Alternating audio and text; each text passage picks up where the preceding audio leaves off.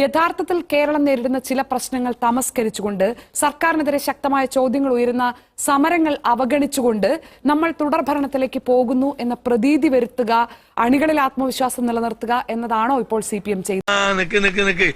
ഏത് റൂട്ടിലേക്കാ വണ്ടി തിരിക്കണേന്ന് എനിക്കിപ്പോ മനസ്സിലായി. അദ്ദേഹം പറയുന്നു പിണറായി വിജയൻ കേരളത്തിലെ സർസംഘചാലകാണ് അല്ലെ? ആരാണ് കേരളത്തിലെ സർസംഘചാലക്? കോൺഗ്രസ് നേതാവേ. RSS ഗുരുജി എന്ന് വിളിക്കുന്ന ഗോൾവാൾക്കറുടെ ജന്മദിന വാർഷിക ആഘോഷിക്കാൻ കേരളത്തിൽ ഒരു ഒറ്റ നേതാവിനെ വിളിച്ചുള്ളൂ. അവർക്ക് ഉറപ്പുണ്ട് ഗോൾവാൾക്കറുടെ ചിത്രം കാണുമ്പോ ഉടുമുണ്ടഴിച്ച് മുട്ടിലേകുന്ന ഒരു ഒറ്റ നേതാവേ കേരളത്തിലുള്ളൂ എന്ന്.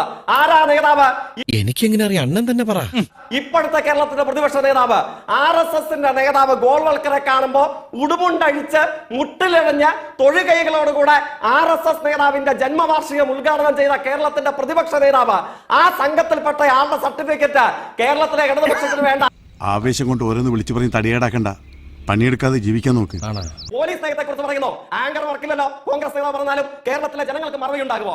CI മോഹനചന്ദ്രൻ നായർ RSS പ്രവർത്തകർ തിരുവനന്തപുരത്ത് NG കോളേജിൽ പ്രിൻസിപ്പലിനെ കൊല്ലാൻ ബോംബെറിഞ്ഞപ്പോ ആ കേസിലെ പ്രതികളെ ഹ്യൂമാനിറ്റേറിയൻ ഇന്റർവെൻഷൻ അല്ലെ പരമകാരുണികനായ കോൺഗ്രസ് നേതാവ് മാനുഷിക പരിഗണന നൽകി അധ്യാപകനെ കൊല്ലാൻ ബോംബെറിഞ്ഞ RSS നേതാക്കന്മാരെ വിട്ടയച്ചു. ആ ആഭ്യന്തരമന്ത്രിയുടെ പേര് പിണറായി വിജയൻ അല്ല.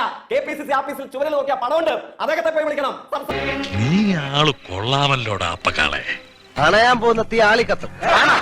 ഈ വസ്തുതകളൊന്നും മറന്നിട്ടില്ല. ഇതൊന്നും മറച്ചു വെച്ചിട്ട് ഇവിടെ വന്ന് ഏതെങ്കിലും 4 സ്ഥലത്ത് നിന്ന് കിട്ടുന്ന പച്ചക്കള്ളം എടുത്തു വെച്ച് വിളമ്പിയാൽ അതൊന്നും വസ്തുതയാകില്ല. ചരിത്രബോധമുള്ള യുക്തിസഹമായി ചിന്തിക്കുന്ന ഏത് മലയാളികളുടെ മുമ്പിലും ഈ രംഗങ്ങളുണ്ട്. വേണ്ടെന്ന് വിചാരിക്കുന്നവരും തലേ കയറുക.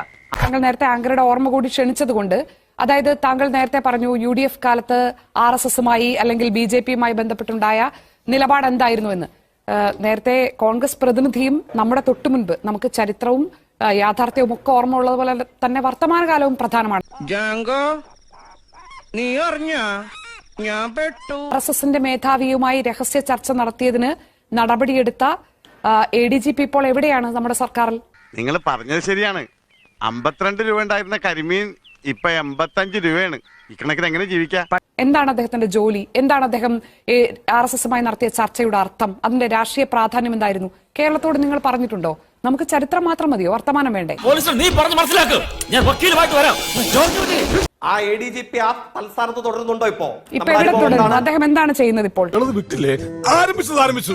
ഇനി പറഞ്ഞിട്ടെന്താ കാര്യം? നമുക്ക് വേറെല്ലാം പറയാം. സ്വാഭാവികമല്ലേ ഏതെങ്കിലും ഒരു നേതാവുമായി ചർച്ച നടത്തി എന്നുള്ള ഒറ്റ കാരണം കൊണ്ട് എന്തിനാണ് ചർച്ച നടത്തിയത് എന്ന് ഞാൻ ചോദിക്കുന്ന അതല്ല. താങ്കൾ ഇതിനു മുൻപ് UDF കാലത്ത് നടന്ന അത്തരം കാര്യങ്ങളെല്ലാം ഗൗരവമായി അവതരിപ്പിച്ചു. ശരിയാണ്.